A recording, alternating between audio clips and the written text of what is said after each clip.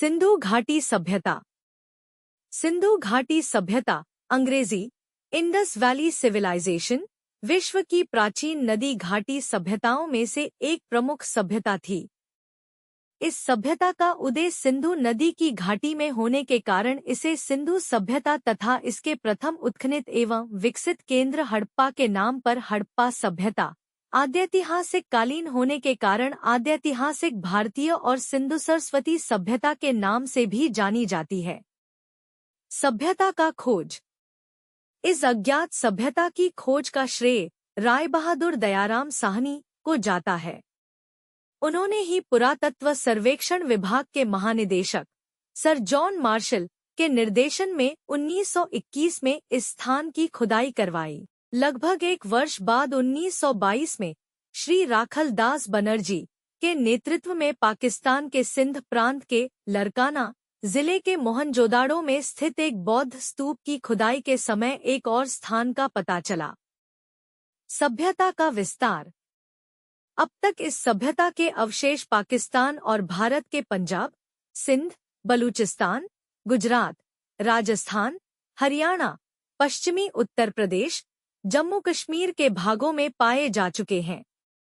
इस सभ्यता का फैलाव उत्तर में जम्मू के मांदा से लेकर दक्षिण में नर्मदा के मुहाने भगतराव तक और पश्चिमी में मकरान समुद्र तट पर सुतका गेंडोर से लेकर पूर्व में पश्चिमी उत्तर प्रदेश में मेरठ तक है। इस सभ्यता का सर्वाधिक पश्चिमी पुरास्थल सुतका गेंडोर, पूर्वी पुरास्थल आलमगीर, उत्तरी पुरास्थल मांडा तथा दक्षिणी पुरास्थल दायमाबाद है। लगभग त्रिभुजाकार वाला यह भाग कुल करीब 12,99,600 वर्ग किलोमीटर के क्षेत्र में फैला हुआ है। सिंधु सभ्यता का विस्तार का पूर्व से पश्चिमी तक 1,600 किलोमीटर तथा उत्तर से दक्षिण तक 1,400 किलोमीटर था। इस प्रकार सिंधु सभ्यता समकालीन मिस्र या सुमेरियन सभ्यता से अधिक विस्तृत क्षेत्र में फैली थी। मुख्य स्थल। हड़प्पा। हड़प्पा 6000 से 2600 ईसा पूर्व की एक सुव्यवस्थित नगरीय सभ्यता थी। मोहनजोदड़ो, मेहरगढ़ और लोथल की ही श्रृंखला में हड़प्पा में भी पुरातत्व उत्खनन किया गया। यहाँ मिस्र और मेसोपोटामिया जैसी ही प्राचीन सभ्यता के अवशेष मिले हैं। इसकी खोज 1920 में की गई। वर्तमान में यह पाकिस्तान के पंजाब प्रांत में स्थित है। सन 1857 में लाहौर मुल्तान रेलमार्ग बनाने में हड़प्पा नगर की ईंटों का इस्तेमाल किया गया, जिससे इसे बहुत नुकसान पहुंचा। मोहनजोदड़ो जिसका की अर्थ मुर्दों का टीला है, 2600 ईसा पूर्व की एक सुव्यवस्थित नगरीय सभ्यता थी। हड़प्पा, मेहरगढ़ और लोथल की ही श्रृंखला में मोहनजोदड़ो में भी पुरातत्व उत्खनन किया गया। यहाँ मिस्र और मेसोपोटामिया जैसी ही प्राचीन सभ्यता के अवशेष मिले हैं। चन्हूदड़ो। मोहनजोदाड़ो के दक्षिण में स्थित चन्हूदड़ो नामक स्थान पर मुहर एवं गुड़ियों के निर्माण के साथ साथ हड्डियों से भी अनेक वस्तुओं का निर्माण होता था। इस नगर की खोज सर्वप्रथम 1931 में एन. गोपाल मजूमदार ने किया तथा 1943 में मैके द्वारा यहाँ उत्खनन करवाया गया। सबसे निचले स्तर से सैंधव संस्कृति के साक्ष्य मिलते हैं। लोथल। यह गुजरात के अहमदाबाद जिले में भोगावा नदी के किनारे सरगवाला नामक ग्राम के समीप स्थित है। खुदाई 1954 से 55 में रंगनाथ राव के नेतृत्व में की गई। रोपड़।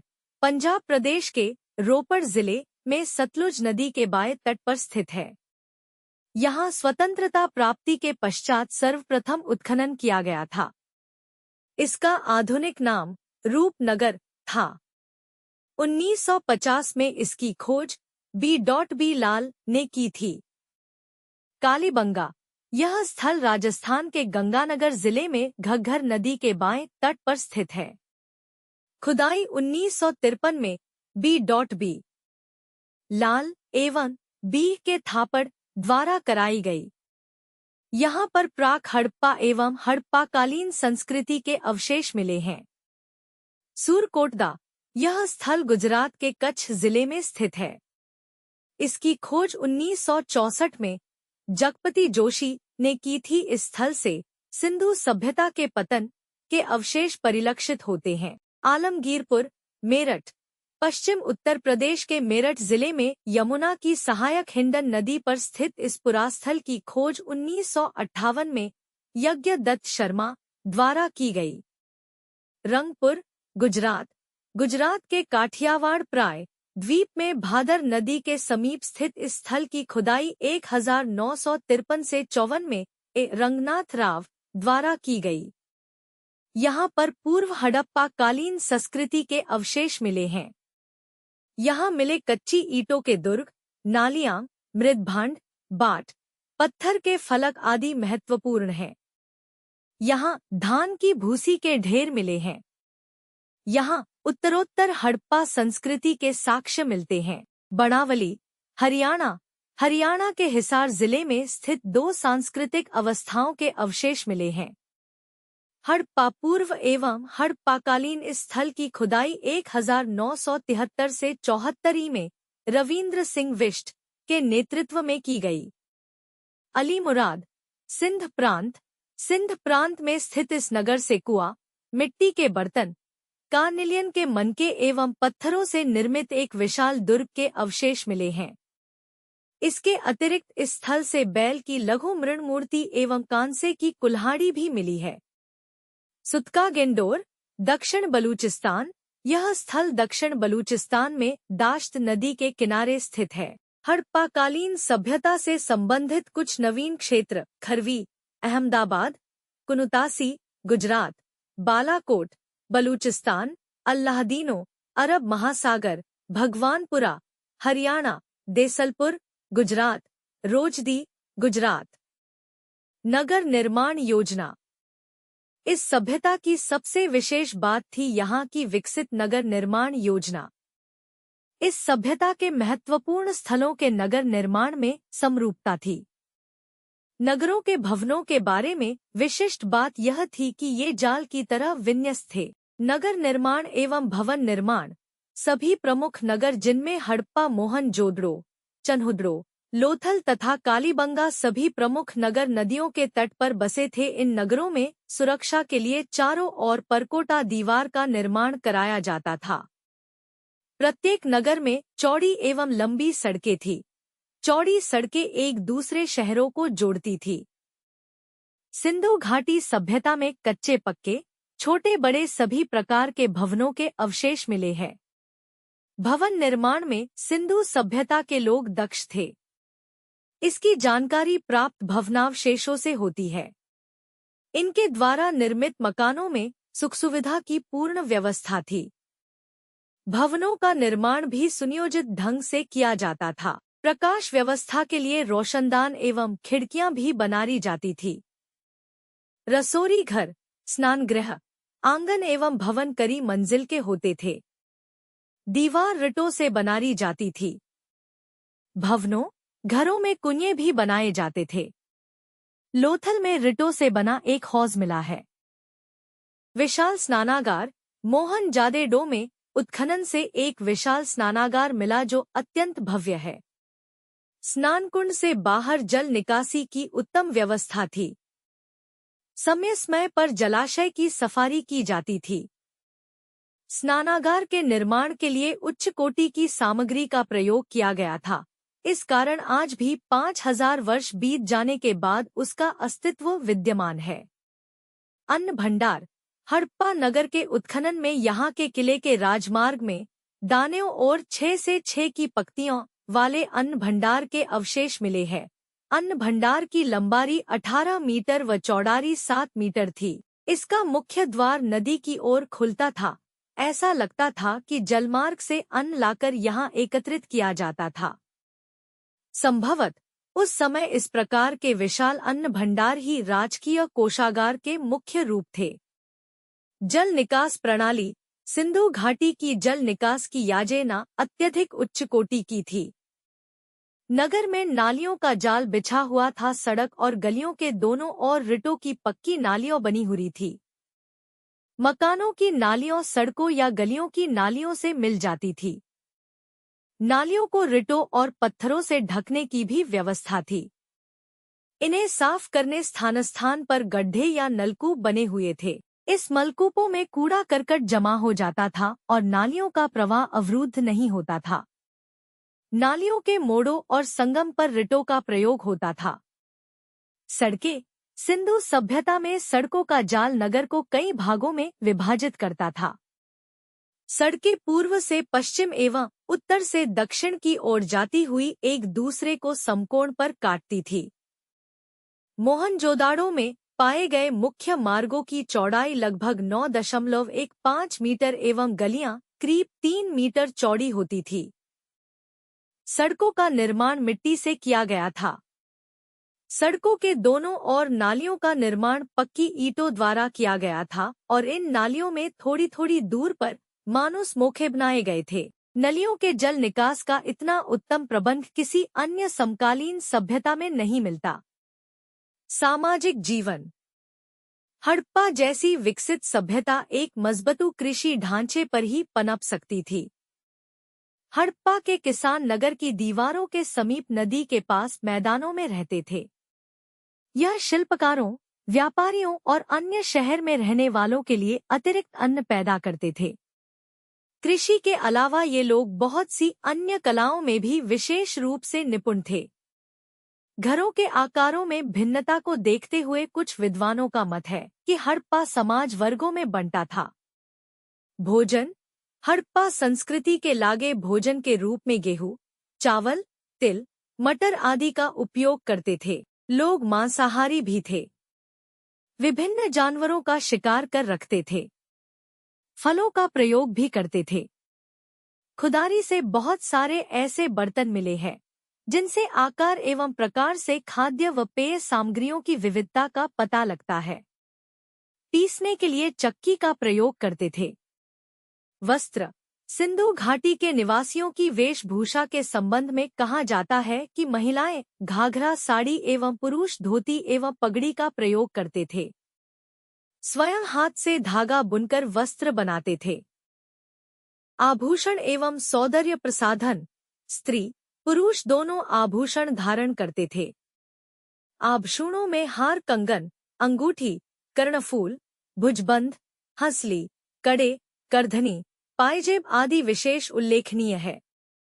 करी लड़ी वाली करधनी और हार भी मिले हैं। आभूषण सोने, चौदी, पीतल, तांबा, हाथी दांत, हड्डियों और पक्की मिट्टी के बने होते हैं। अमीर बहुमूल्य धातुओं और जवाहरातों के आभूषण धारण करते थे। स्त्री पुरुष दोनों श्रृंगार प्रेमी थे। धातु एवं हाथी दांत की कंघी एवं आईना का प्रयोग करते थे। केश विन्यास उत्तम प्रकार का था। खुदारी से काजल लगाने की एवं होठों को रंगने के अनेक छोटे छोटे पात्र मिले हैं। मनोरंजन। सिंधु सभ्यता के लोग मनोरंजन न के लिए विविध कलाओं का प्रयोग करते थे। जानवरों की दौड़, शतरंज खेलते थे। नृत्यगन्ना की मूर्ति हमें हड़प्पा संस्कृति में नाच गाने के प्रचलन को बताती है।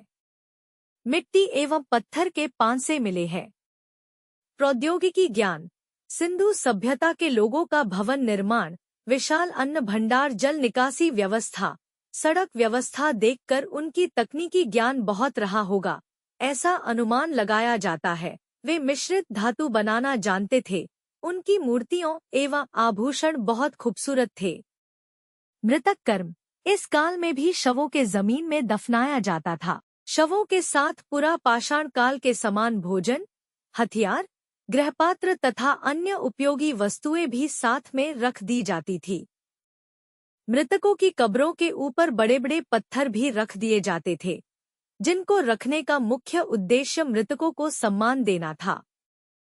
कुछ स्थलों पर शवों को जलाने की प्रथा का भी प्रचलन हो गया था।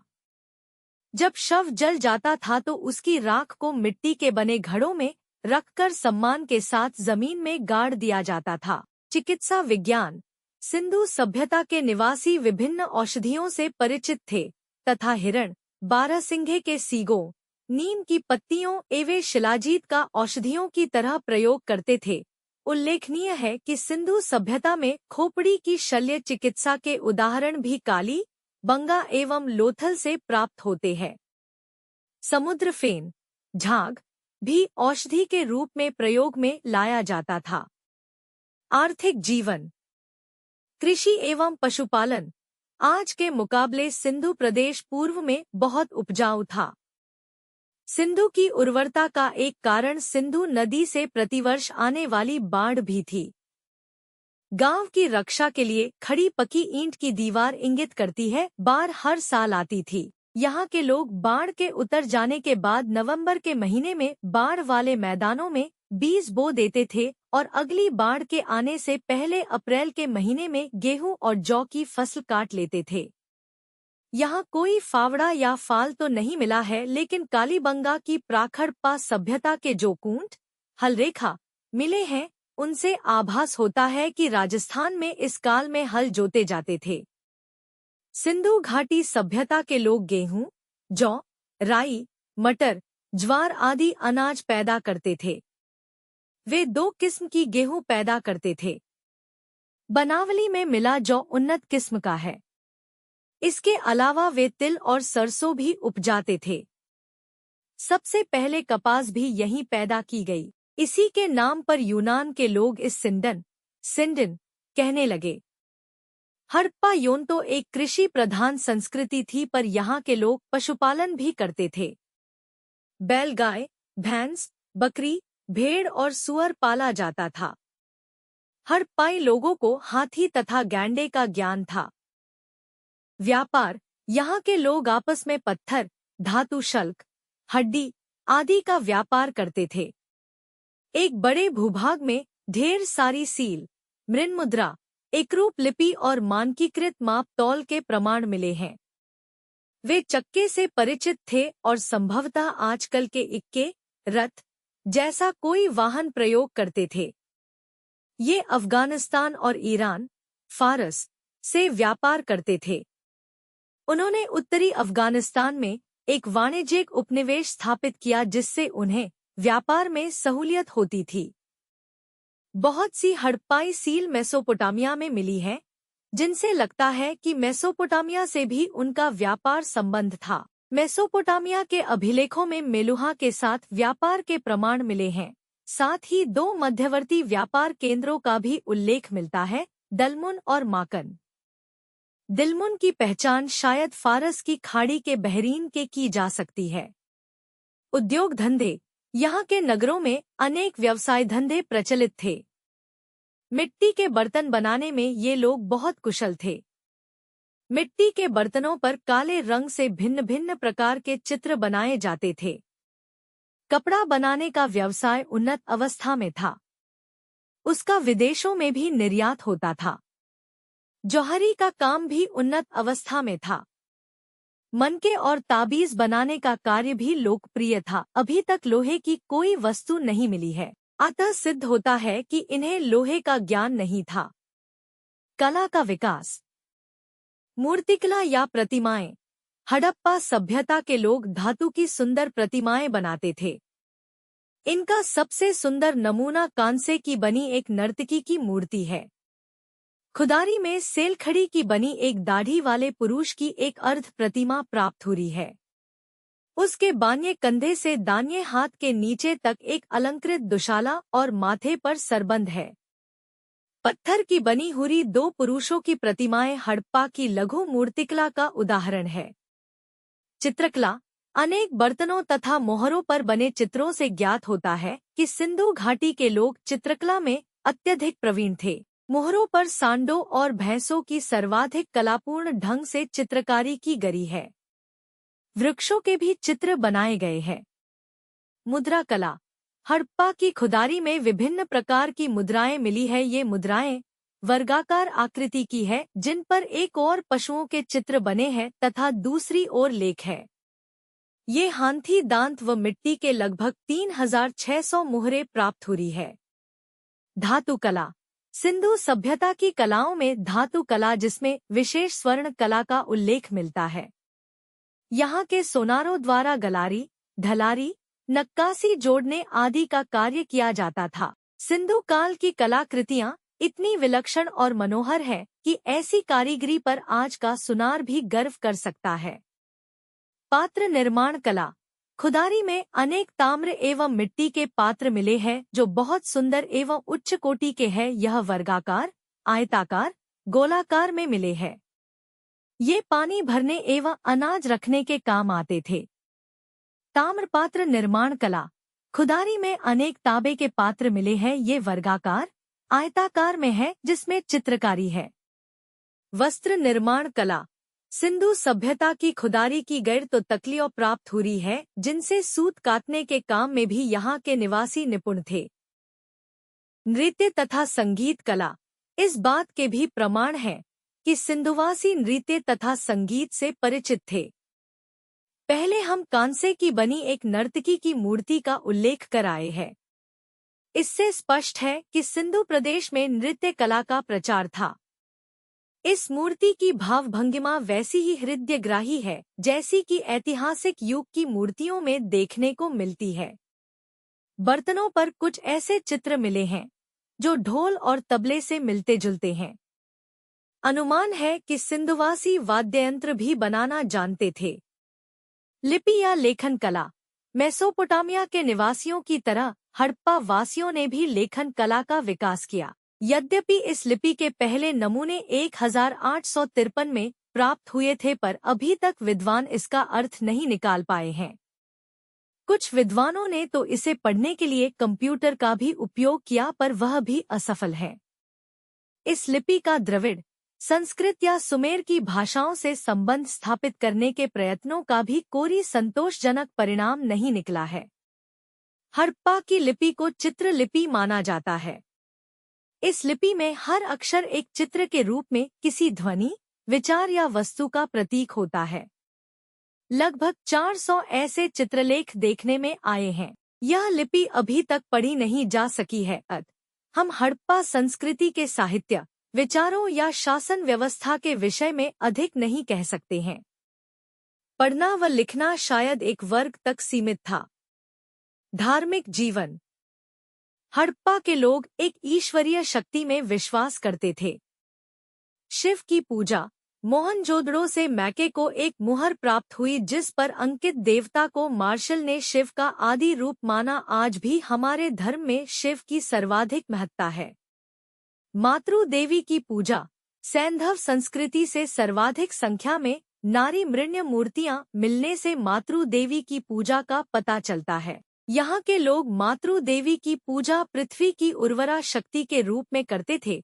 हड़प्पा से प्राप्त मुहर के आधार। मूर्ति पूजा। हड़प्पा संस्कृति के समय से मूर्ति पूजा प्रारंभ हो गई। हड़प्पा से कुछ लिंग आकृतियां प्राप्त हुई है। इसी प्रकार कुछ दक्षिण की मूर्तियों में धुएं के निशान बने हुए हैं जिसके आधार पर यहाँ मूर्ति पूजा का अनुमान लगाया जाता है। हड़प्पा काल के बाद उत्तर वैदिक युग में मूर्ति पूजा के प्रारंभ का संकेत मिलता है। हालांकि मूर्ति पूजा गुप्त काल से प्रचलित हुई जब पहली बार मंदिरों का निर्माण प्रारंभ हुआ। जल पूजा। मोहनजोदड़ो से प्राप्त स्नानागार के आधार पर। सूर्य पूजा। मोहनजोदड़ो से प्राप्त स्वास्तिक प्रतीकों के आधार पर। स्वास्तिक प्रतीक का संबंध सूर्य पूजा से लगाया जाता है। नाग पूजा। मुहरों पर नागों के अंकन के आधार पर। वृक्ष पूजा। मुहरों पर कई तरह के वृक्षों जैसे पीपल, केला, नीम आदि का अंकन मिलता है। इससे इनके धार्मिक महत्ता का पता चलता है।